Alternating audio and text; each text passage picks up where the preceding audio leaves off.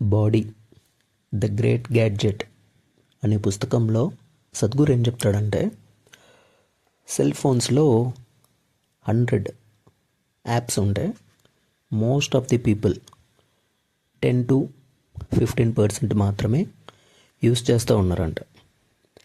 దాని గురించి ఒక సెల్ ఫోన్ కంపెనీ రీసెర్చ్ చేసి ఇన్ని అప్లికేషన్స్ లేదా ఇన్ని ఫెసిలిటీస్ ఒక మొబైల్లో ప్రొవైడ్ చేస్తూ ఉంటే దాంట్లో చాలామంది 10-15% మాత్రమే ఉపయోగిస్తున్నప్పుడు ఈ ఫీచర్స్ అన్నీ అసలు ఎందుకు ఈ మొబైల్లో తీసేద్దాం అని చెప్పేసి డిస్కౌంట్ పెట్టి ఆ మొబైల్కి రేట్ తగ్గించేసి సేల్స్ పెంచుకున్నారంట. అంటే మొబైల్ అదే, ఫీచర్స్ తగ్గిపోయినాయి, జనాలు యూస్ చేయట్లేదు కాబట్టి అందువల్ల వాళ్ళు డిస్కౌంట్ ఇవ్వడం వల్ల కంపెనీ ఇంకొంచెం కస్టమర్కి ఫీజిబుల్గా రేట్ తగ్గించేసిందనేసి చాలామంది ఎగబడి మరి కొనుక్కుంటున్నారంట. ఇక్కడ ఇంపార్టెంట్ పాయింట్ సేల్స్ ఎక్కువ అవ్వడము, యాప్స్ తగ్గించడము కాదు. ఒక గ్యాడ్జెట్ దాని యొక్క ఫుల్ఫిల్మెంట్ అనేది మనం తెలుసుకోలేకపోవడం, అంటే అందులో ఉన్న ప్రతి ఫీచర్ని మనం యూజ్ చేయలేకపోవడం.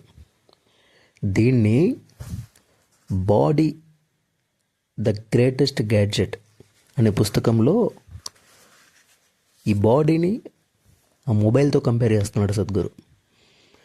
నీ బాడీ గురించి పూర్తిగా నీకు తెలియనప్పుడు ఇది ఒక ఫ్లెష్, దానికి ఒక డిజైరు, ఆ డిజైర్ నుంచి వచ్చి ఒక ప్లెజరు, వీటి మధ్యలోనే ఒక మనిషి పూర్తిగా చచ్చిపోతాడు.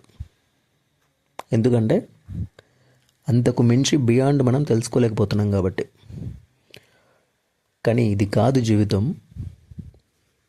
ఇంతకు మించి ఏముందో తెలుసుకోవాలంటే నువ్వు బయటకి తొంగి చూడడం కాదు, నీ లోపలికి తొంగి చూడు అని చెప్తున్నాడు.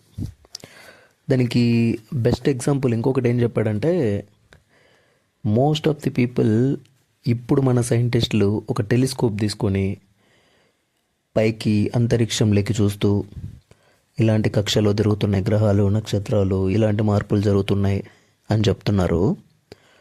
మరి ఇవన్నీ లేని కాలంలో యోగిస్ వాళ్ళు ఇలాంటి నక్షత్రాల ఆకారాల గురించి కానీ, అవి తిరిగే కక్షలు, వాటి మార్పులు, వాటి వల్ల జరిగే పరిణామాల గురించి మన ఏన్షియంట్ టెంపుల్స్ మీద ఎలాగ ఇవన్నీ నిర్మాణం చేశారు, వాళ్ళకి ఎలాంటి దృష్టి ఉంటే ఈ సృష్టిలోని అంత దూరంలో ఉన్నవి కనిపించాయి.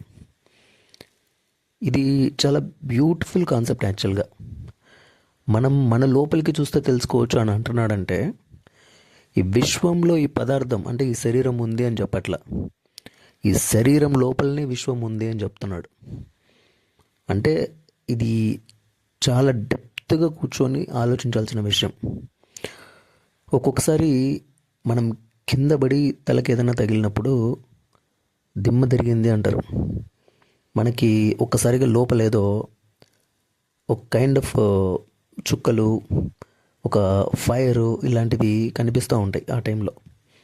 అంటే ఈ దృష్టికి ఒక చిన్న మార్పు ఏదో కనిపిస్తూ ఉంది.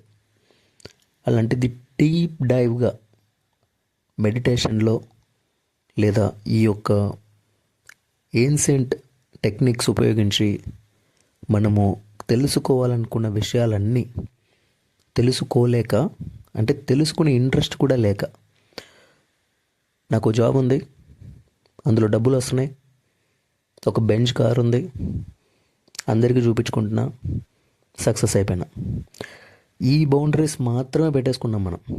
ఇంతకు మించి ఒక్క పాయింట్ కూడా దాటి ఆలోచించలేకపోతున్నాం. ఎందుకంటే మన సరౌండింగ్స్ మనల్ని అలా పెంచాయి, ఇదే సక్సెస్ అంటే అని.